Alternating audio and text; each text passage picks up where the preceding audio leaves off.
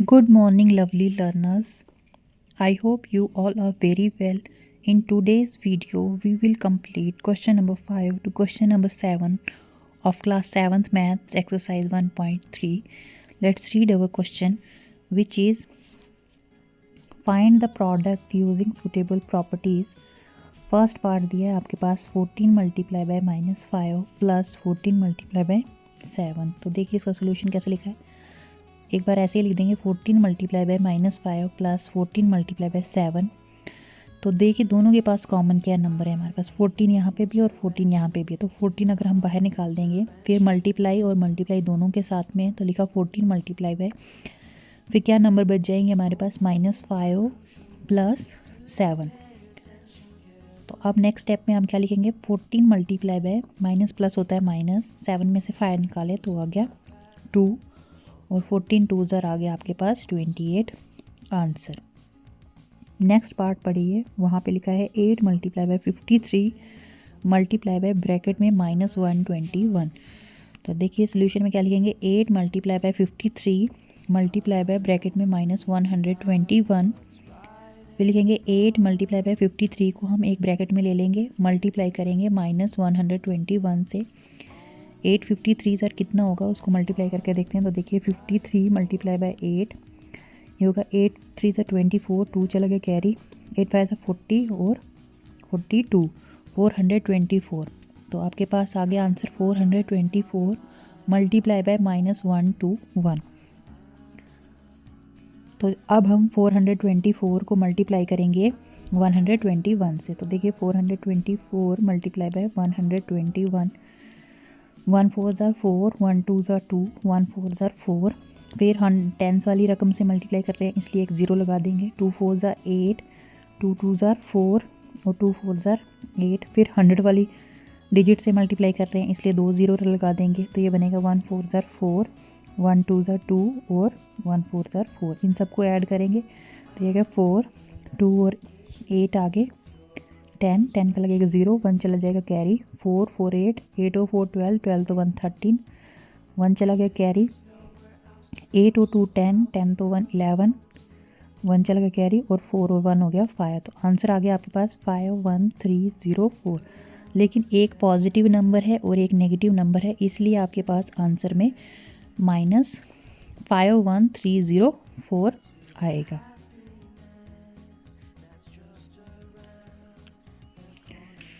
पढ़ते हैं third part, जो कि लिखा है 15 multiply by -25 multiply by -10 multiply by -5। तो सोल्यूशन देखिए इसका कैसे लिखेंगे, 15 multiply by -25 multiply by -10 multiply by -5। तो इनमें से हम किन्हीं भी दो टर्म्स को जो है एक ब्रैकेट के अंदर लिखेंगे और उनको मल्टीप्लाई करके थोड़ा सिंप्लीफाई कर देंगे। तो ये आएगा 15 मल्टीप्लाई बाय, ब्रैकेट में लिखा हमने -25 और दूसरी ब्रैकेट के अंदर लिए हमने -10 मल्टीप्लाई बाय -5। तो 15 25 सर कितना होगा, इसको मल्टीप्लाई करके देखते हैं। 25 इंटू 15, 5 5 से 25, 2 चला गया कैरी, 5 2 से 10 11 12। फिर 10 वाली डिजिट से मल्टीप्लाई कर रहे हैं इसलिए एक 0, 1 5 ज़ा 5 और 1 2 ज़ा 2। इनको प्लस करेंगे तो 5 2 और 5 होता है 7, 2 और 1 होता है 3। तो ये आ गया 375। तो इसमें एक पॉजिटिव नंबर है और -25 नेगेटिव नंबर है, इसलिए अगले स्टेप पे आ गया ये -375 मल्टीप्लाई बाय 10 5 ज़र हो गया 50।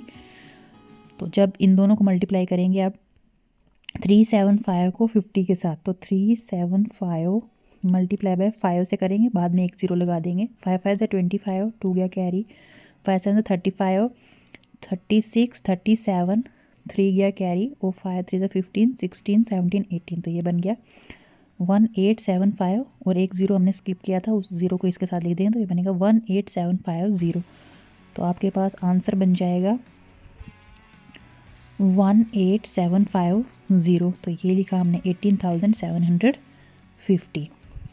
डी पार्ट देखिए लिखा है 7 मल्टीप्लाई बाय 50 -3।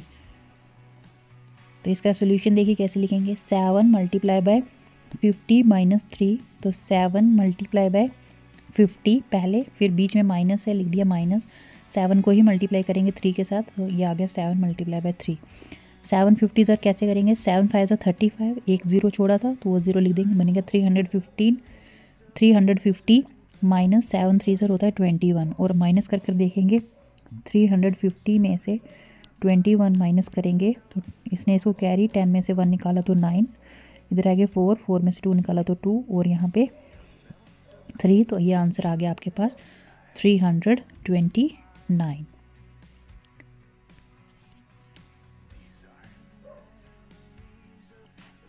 ई पार्ट पढ़ते हैं, तो ई पार्ट में देखिए क्या लिखा है, 625 multiply by -35 plus -625 multiply by 65।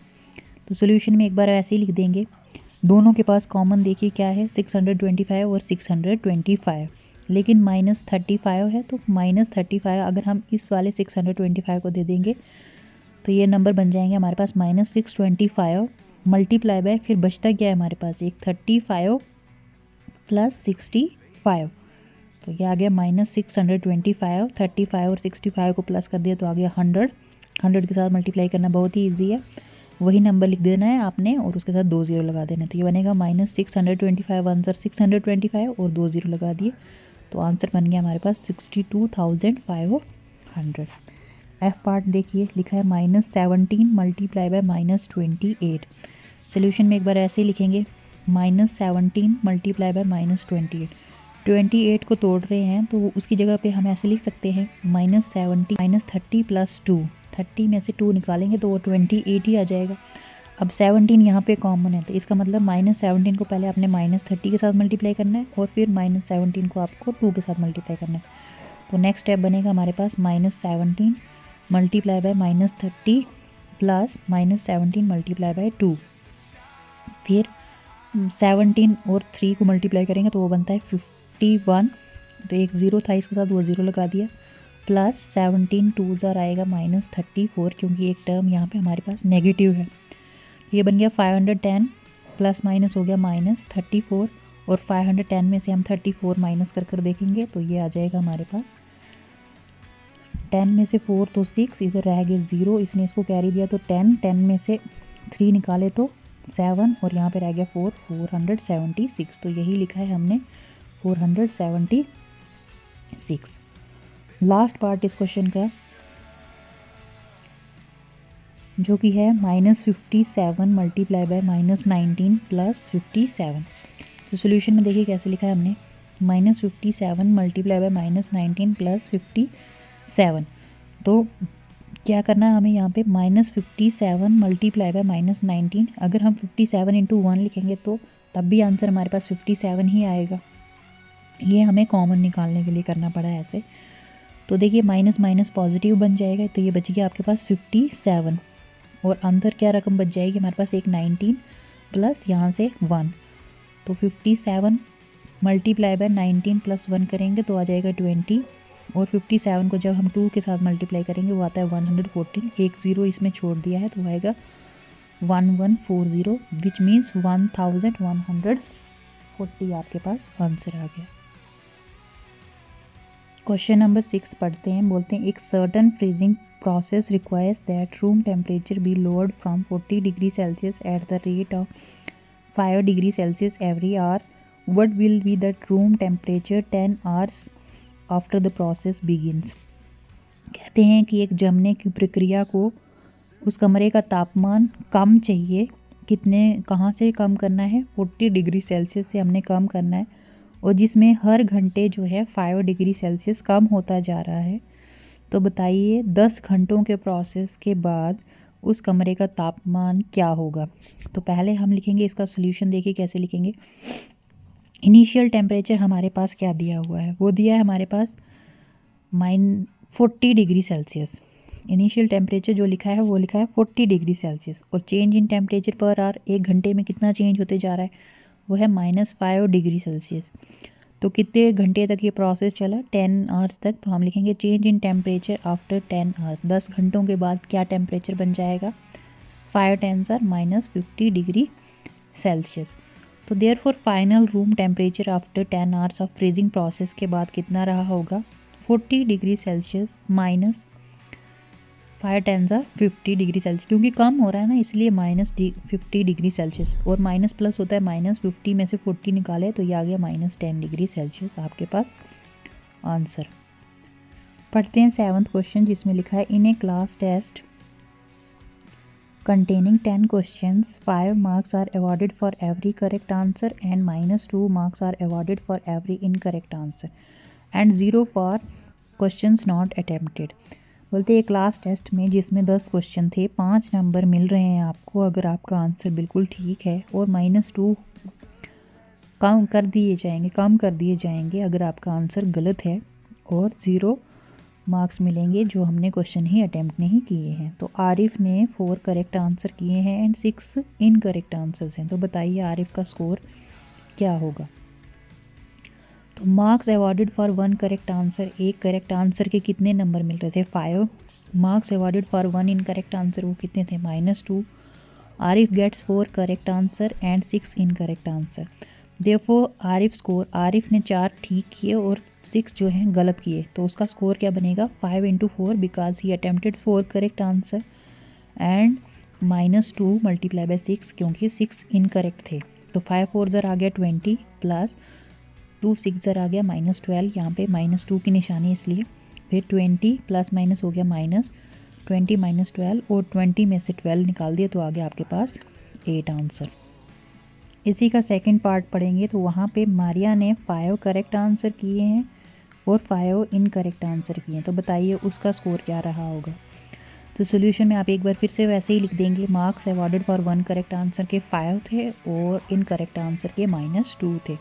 तो मारिया ने 5 करेक्ट किए हैं और 5 इनकरेक्ट किए हैं, तो क्या है therefore her score 5 × 5 because she attempted 5 correct answer plus -2 × 5 क्योंकि उसके 5 इनकरेक्ट आंसर्स हैं। तो 5 5 ज़र हो गया 25, -2 और 5 को गिना, 2 5 ज़र हो गया 10 -10, तो 25 प्लस माइनस हो गया -10, और 25 में से 10 निकालेंगे तो आंसर आ जाएगा आपके पास 50। Last part of this question, third part है Sabiya gets 2 correct answers and 5 incorrect answers out of 7 question she attempt. 7 ही क्वेश्चन उसने अटेम्प्ट किए थे जिसमें से उसके 2 क्वेश्चंस ठीक हैं और 5 इनकरेक्ट हैं। तो बताओ उसका स्कोर क्या रहा होगा।